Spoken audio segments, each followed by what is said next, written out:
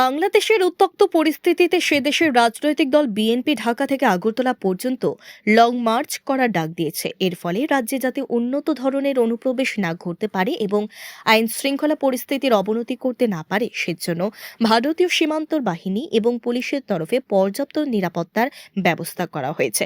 পশ্চিম জেলার জেলা police super জানিয়েছেন, আখাউড়া চেকপোস্ট সহ সমস্ত সীমান্ত এলাকাতেই পুলিশ ও নিরাপত্তা কর্মীদের দখল বাড়ানো হয়েছে। আগামী ২১শে ডিসেম্বর আগরতলায় অনুষ্ঠিত হবে এনএসি বৈঠক। এই বৈঠকের সামনে রেখে নিরাপত্তা ব্যবস্থা আরও জোরদার করা হয়েছে। नहीं, सिक्योरिटी अरेंजमेंट हम लोग कुछ दिनों से ऑलरेडी हम लोग इधर इंटीग्रेटेड चेक पोस्ट अखौरा के पास फिक्स पिकेट लगा दिया है।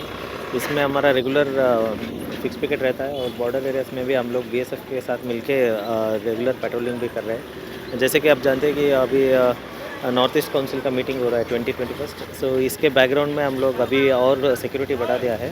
पूरा जो सेंसिटिव एरियाज है, कम्युनली सेंसिटिव एरियाज है, इस सब में पीस रखने के लिए जो जो चाहिए सभी स्टेप्स हमने ले लिया है।